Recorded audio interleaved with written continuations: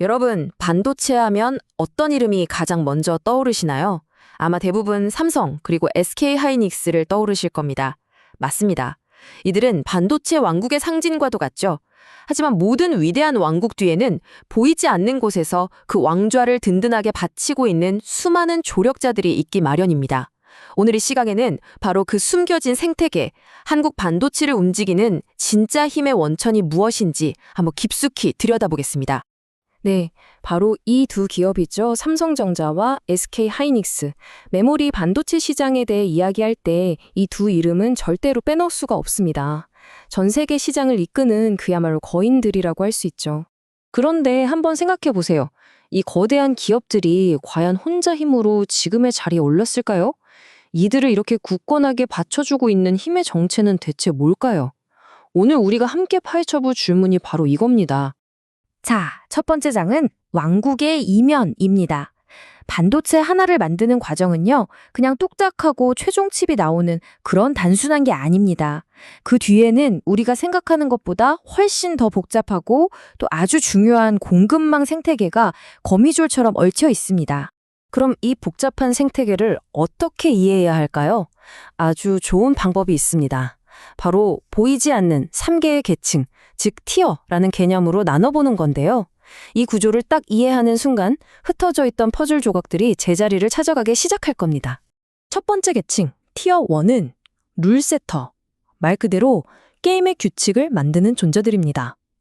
반도체 위에 아주 미세한 회로를 새겨 넣는 노광 장비 같은 것들을 생각하시면 돼요. 이들이 기술적으로 여기까지 가능하다라고 선을 그어주는 겁니다. 그러니까 이들이 없으면 아예 게임 자체가 시작될 수조차 없는 거죠. 두 번째 계층은 이네이블러, 즉 가능하게 만드는 자들입니다. 이게 비유가 아주 절묘한데요. 만약 룰세터가 최고급 F1 경주용 자동차의 설계도를 그렸다고 쳐보죠. 그럼 이네이블러는 그 차의 심장인 엔진이나 변속기 같은 핵심 부품을 만드는 기술자들인 셈입니다. 이들의 부품이 없으면 그 멋진 설계도도 그냥 종이 쪼가리에 불과하겠죠? 그리고 마지막 세 번째 계층이 바로 스테빌라이저, 안정성을 책임지는 이들입니다. 수백 개의 공정이 24시간 내내 쉼없이 돌아가는 반도체 공장에서 이들은 마치 우리 몸의 혈액이나 산소 같은 존재예요. 이들이 공급하는 작은 부품이나 서비스의 품질이 곧바로 수율, 즉 성공률과 직결되거든요. 생산 라인에 숨겨진 심장박동이라고 할 수 있겠습니다. 자, 그럼 이 세 개의 계층이 있다는 건 알겠는데 이 기술 패권의 진짜 플레이어들은 과연 누구일까요? 특히 가장 중요한 게임의 규칙을 정하는 1차 벤더 시장을 누가 꽉 쥐고 있는지 한번 살펴보겠습니다. 이 표를 보시면 정말 놀라운 사실을 알 수 있습니다. 반도체 기술의 심장부라고 할 수 있는 핵심 공정 장비들이 사실상 미국, 일본, 네덜란드, 이 세네 개 나라의 몇몇 기업들 손에 달려있다는 겁니다. 특히 저기 네덜란드의 ASML 보이시죠? 극자외선, 즉 EUV 노광 장비 시장을 100% 독점하고 있습니다. 이건 대체 불가능 그 자체인 거죠. 그리고 바로 이 지점이 한국이 마주하고 있는 현실입니다. 이 차트를 보세요. 핵심적인 1차 공정 장비에 대해서 우리나라가 얼마나 해외에 의존하고 있는지를 아주 명확하게 보여줍니다. 가장 중요한 연장들을 대부분 해외에서 빌려 쓰고 있는 셈이죠. 자, 이쯤 되면 좀 암울하게 느껴질 수도 있는데요. 하지만 여기서부터가 진짜 이야기의 시작입니다. 바로 한국의 반격 카드, 한국 공급망의 진짜 저력인 숨겨진 챔피언들을 공개할 시간입니다. 한국 반도체 공급망의 핵심은 바로 이 아이러니에 있습니다. 가장 중요한 1차 장비 시장에서는 높은 해외 의존도라는 약점을 가지고 있는 게 사실이에요. 하지만 그 아래를 바치고 있는 2차, 3차 벤더 생태계만큼은 그 어느 나라와 비교해도 뒤지지 않는 세계 최고 수준의 강점을 가지고 있다는 거죠. 바로 이들이 한국의 숨겨진 챔피언들입니다.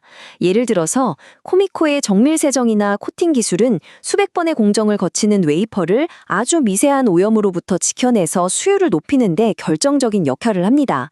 또 하나머티리얼즈가 만드는 실리콘 부품은요, 아주 강한 화학멸질로 회로를 깎아내는 식각 공정에서 비싼 장비의 수명을 늘리고 성능을 일정하게 유지하는 데 없어서는 안 될 존재죠.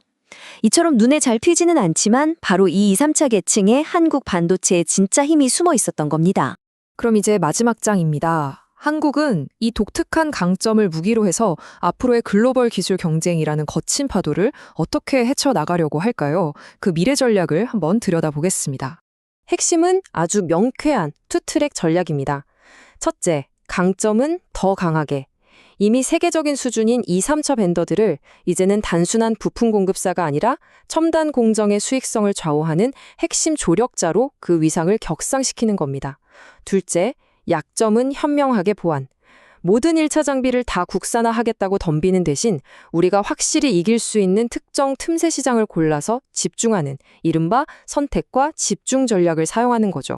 결국 미래 반도체 경쟁의 승자는 누가 더 새로운 칩을 만드느냐가 아니라 누가 수율을 단 1%라도 더 끌어오를 수 있느냐의 싸움이 될 겁니다. 그리고 그 결정적인 1%의 차이를 만들어내는 힘, 어쩌면 그것이 바로 한국이 손에 쥔 가장 강력한 무기일지도 모릅니다.